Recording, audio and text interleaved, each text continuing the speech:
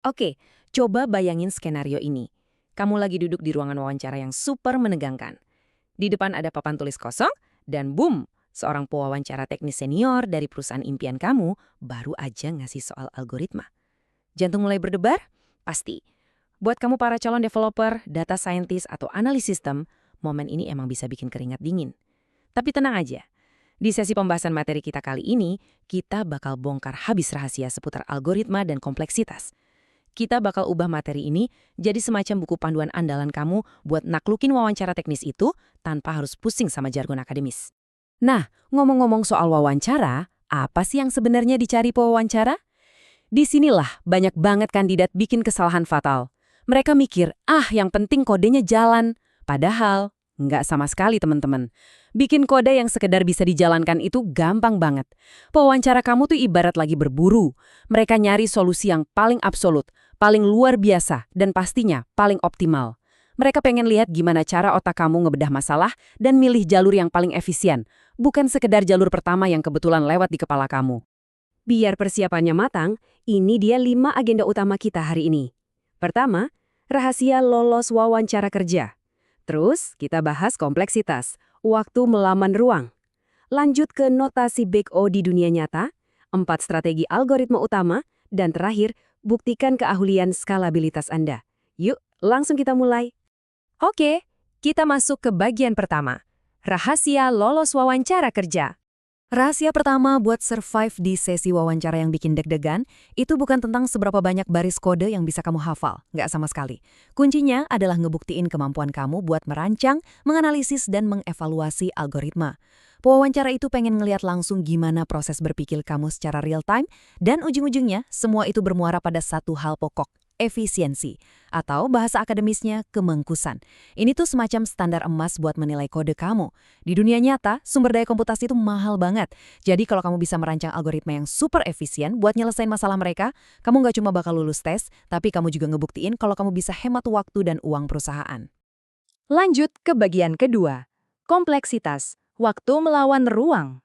Kalau kita ngomongin efisiensi, sebenarnya kita lagi ngevaluasi gimana algoritma kita ngabisin 2 sumber daya utama. Dan ini adalah fondasi dari hampir semua pertanyaan teknis loh. 2 hal itu adalah waktu dan ruang. Gini deh, biar gampang bayangin kamu lagi masak di dapur. Kompleksitas waktu itu ibarat ngukur berapa banyak langkah yang kamu butuhin buat masak seiring porsinya nambah. Kayak berapa kali kamu harus motong, ngaduk, atau ngerebus. Kalau porsinya makin gede, apakah langkahnya jadi ikutan ribet secara drastis? Nah, di sisi lain ada kompleksitas ruang. Ini tuh ibarat seberapa besar meja dapur atau berapa banyak mangkuk dan panci tambahan yang kamu pakai buat masak porsi besar itu. Percuma kan kodenya super cepat, tapi malah ngabisin seluruh memori server. Itu sih mimpi buruk buat sistem. Jadi kamu harus banget bisa nyimbangin keduanya.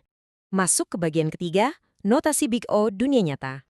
Percaya deh, cepet atau lambat, pewawancara pasti bakal nyilangin tangan, natap kamu dan nanya, jadi berapa nih Big O dari solusi kamu?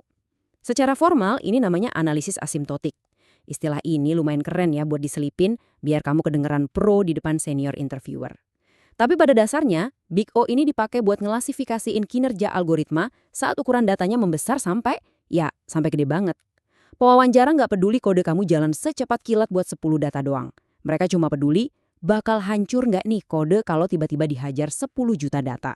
Nah, mari kita bedah notasi ini pakai analogi sehari-hari, biar gampang nempel di kepala. Mulai dari O1, ini tuh luar biasa banget. Bayangin kayak kamu ngambil barang dari saku baju. Sebesar apapun sakunya, waktunya selalu instan kan? Terus ada O log N. Ini juga super efisien. Ibaratnya kamu nyari nama di buku telepon yang tebel banget dengan cara membelah bukunya jadi 2 bagian terus-menerus. Ribuan kemungkinan bisa langsung kamu singkirkan dalam hitungan detik. Selanjutnya ON. Ini pendekatan linier yang standar lah. Kayak kamu baca buku dari halaman pertama sampai terakhir, satu persatu.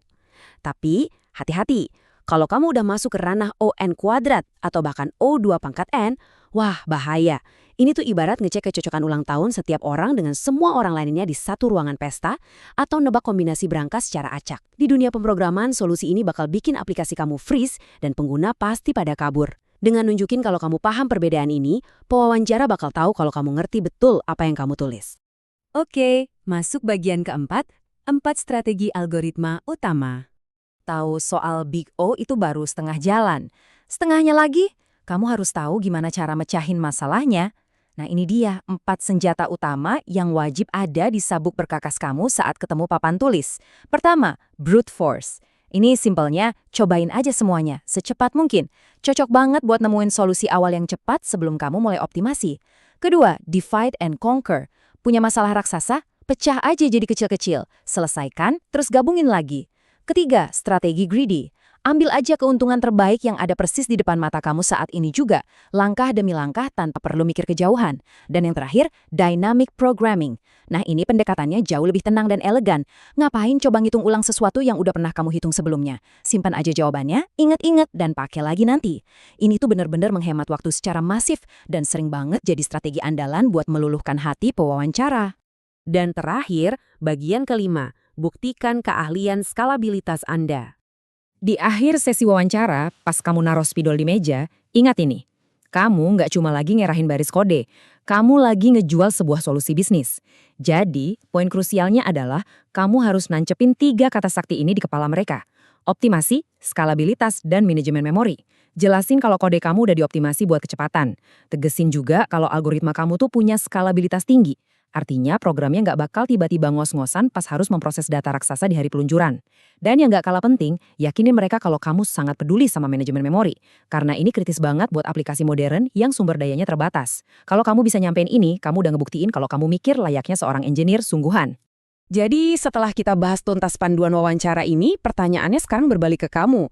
Nanti pas kamu ngerancang proyek berikutnya, atau pas kamu lagi latihan buat wawancara besok, coba tanya ke diri sendiri, kalau besok aplikasi saya tiba-tiba dipakai sama jutaan orang sekaligus, apa dia bakal bertahan atau malah hancur berantakan? Kuasai kompleksitas algoritma ini, dan percaya deh, kamu bakal selalu bisa jawab pertanyaan itu dengan senyuman percaya diri.